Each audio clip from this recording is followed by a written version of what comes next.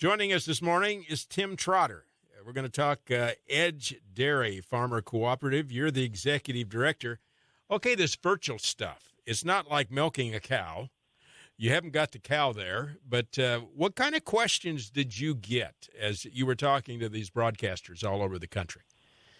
Well, I think there's a lot of interest of getting kind of a recap. What did we learn in 2020? And I think it's, always never understand, what a pandemic can do to an industry. And I think there's a lot of questions regarding how we dealt with the pandemic, especially on the supply side.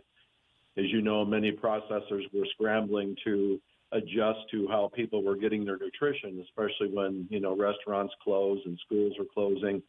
So it really caused a lot of disruption, kind of what are the lessons learned and how we collaborated with the dairy processors to make sure that, there was a little milk spilled. Unfortunately, some milk was dumped, but very, very small amount. And, we're very happy with how we reacted to that. But more importantly, how do we go forward? How do we kind of, get our focus back on what's really important to dairy farmers? Now, you do a lot of business in the Midwest, Wisconsin, Minnesota, South Dakota. Do you think we get it here? Do we get it better than some of these other states? Yeah, I think we've survived probably from a market perspective, probably a little better than some other states. And a lot of it's because of the great cheese processors we have throughout our three states. So that does give us an advantage, and many of them were very nimble and very quick to respond. But there again, there was a lot of pain in this. So, as we know, but we were able to, work with the administration and Congress to get some support to help the market through the very difficult time. And again, still keeping our eye on the ball on trade and making sure that we're, competitive for the world marketplace. Tim Trotter, Executive Director, Edge Dairy Farmers Cooperative. How does your company really help farmers engage in that policy process? In a year that is so divided, people looking at two sides of the coin, and there's probably a third coin there as well. What can you guys bring to the table? What we bring to the table is we don't take partisan. We don't play a lot of partisan politics. We're really focused strictly on the issues. What are the issues that are important to all farmers and really all congressional leaders in the administration. So I think we thread that needle when, there's a lot of organizations that struggle. We have to work with both sides because both sides, I think, truly do care about dairy farmers. They care about feeding people. So we really stay focused on the issues and we really bring, I think, sensible ideas forward from the farm. And what was amazing this year is the amount of farmers who were engaged on policy, who were communicating with their congressional leadership throughout this whole pandemic. So I think it's boots on the ground. And even though boots weren't the issue this year, it was telephone calls and Zoom meetings. I don't think we've ever had more member engagement than what we've had in 2020. And we're hoping to use that energy as we move forward in 2021. Contented cows would want to know if you had more milk this year that was consumed. Oh, absolutely. Dairy farmers, we definitely had increased volumes this year to sell.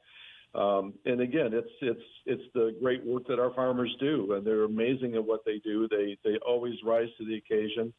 Despite all of this disruptions in the marketplace, to think that our milk production stabled and it was even growing is a testament to our dairy farmers, the resilience that they have every day doing the work that they do. Now, you don't actually market milk, is what I'm seeing. And it's like, What are we talking about then? Well, we represent the dairy farmers' milk with their independent processors. Essentially, in the federal order system, all milk must be sold through a cooperative.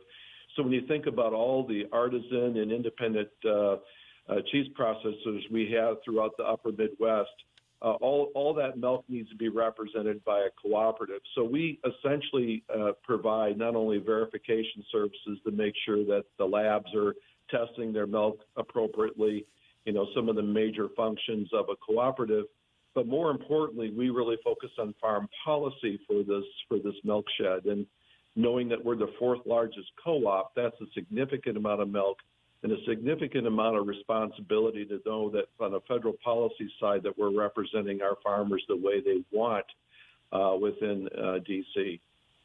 Now, dumb question, but I'll ask it anyway. You know, I'm just a farm boy from Iowa living in South Dakota with a nephew in Wisconsin. So, you know, I have the Midwest covered. But, you know, one of the things that we keep hearing from families is that we don't eat at home anymore. Well, through the COVID, they did eat at home. And my guess is they had to probably consume, even though you don't sell it, more dairy products. It had to be good for that end of it. Oh, it sure was. Fluid milk sales were actually up. You know, people, when they're staying home, it's a great source of protein.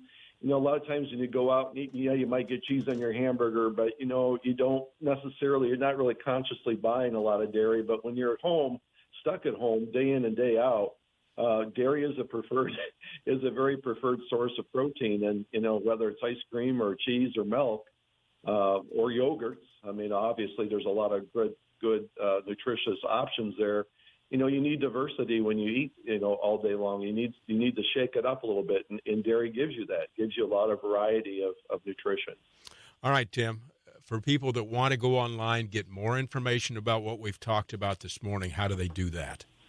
Just go to thevoiceofmilk.com, and that's our website. And again, you know, we're proud to be the representation for our members in Washington, and we would be happy to have more people join our organization and join our cooperative. Thank you. Tim Trotter, thank you. Happy Thanksgiving. Same to you.